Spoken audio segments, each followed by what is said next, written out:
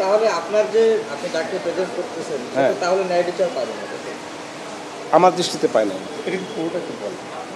আপনি পায়নি তাহলে কি পরবর্তীতে কি হবে? পরবর্তীতে আমি জাজমেন্টটা দেখি, জাজমেন্টটা দেখে তারপরে বিস্তারিত বুঝে তারপরে পরবর্তীতে কি করব সেটা পরের বিবেচনা। শেখ হাসিনা ভার্সাস অ্যানাদার হলো শাকিল আকন্দ বুলবুল এলআইসি এমডি শাকিল আলম। আমি শাকিল আলম বুলবুল এবং prime minister x prime minister Sheikh হাসিনার পক্ষে ছিলাম। কন্টেন্ট কোর্টে আমি আমার বক্তব্য প্লেস করেছি। লার্নেড কি বলেছেন ওকে? হ্যাঁ, বলেছি যে সমস্ত ডকুমেন্টস লার্নেড কোর্টের কাছে প্রসিকিউটর পক্ষ মানে ফার্স্ট পার্টি যে সমস্ত দাখিল করেছে সেই সব ডকুমেন্টসগুলি শুধুমাত্র একটি লিখিত কাগজ, যে লিখিত কাগজে যারা যে সমস্ত এক্সপার্টরা স্বাক্ষর করেছেন সেই স্বাক্ষরটাকে যতক্ষণ পর্যন্ত বিজ্ঞ আদালতে এসে এক্সিবিট করা না হয় বা কোর্টকে যতক্ষণ পর্যন্ত বিশ্বস্ত না করা যায় যে এই ডকুমেন্টসগুলি তারাই দিয়েছে ততক্ষণ পর্যন্ত এটাকে আমি দ্বিমত পোষণ করছি।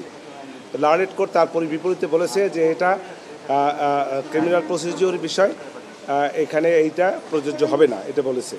তৎপরবর্তীতে আমি আরও বলেছি যে বিভিন্ন পত্রিকায় এটা একটা ইথারের মাধ্যমে এই বক্তব্যগুলো এসছে। এই যে বক্তব্যগুলি যে ইথারের মধ্যে এসছে এইগুলির মধ্যে বিভিন্ন পত্রিকায় বিভিন্ন রকমের কথা এসছে। এই যে ডিসক্রিমিনেশন আছে এই ডিসক্রিমিনেশনের কারণে এটার সঙ্গে আমি দ্বিমত পোষণ করেছি এবং এই যে রাষ্ট্রপক্ষের যে আনিত অভিযোগ সেটার সঙ্গে আমি দ্বিমত পোষণ করে আমি বক্তব্য প্রদান করেছি। লার্নেড জাজশিপ আমাদের বক্তব্য শুনেছেন, শুনে একটি জাজমেন্ট দিয়েছেন। জাজমেন্টটা তো ইতিপূর্বে আপনারা শুনেছেন আগেই।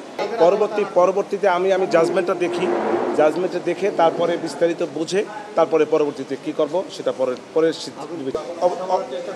অবশ্যই না। আমি এটা করব কেন? আমাকে তো স্টেট ডিফেন্স রাষ্ট্র দিয়েছে, আমাকে লার্নেড কোর্ট নিয়োগ দিয়েছে, আমি তাদের সঙ্গে যোগাযোগ কেন করব? মামলায় হারা এবং জেতা দুটোই থাকবে, এর মধ্যে খারাপ লাগা বা ভালো লাগা দুটোর একটাও থাকবে না। কারণ আমি সব মামলা আমি জিতবো এমনটা আশা করাও ঠিক না, আর সব মামলা আমি হারবো এমনটা আশা করাও ঠিক না। অতএব আমার এখানে ভালো লাগা বা মন্দ লাগার কিছু নাই, এটা একটা প্রসিজিওর। অতএব এখানে হারাতে থাকবেই, এটাকে মাইন্ড করার কোনো কিছু নাই।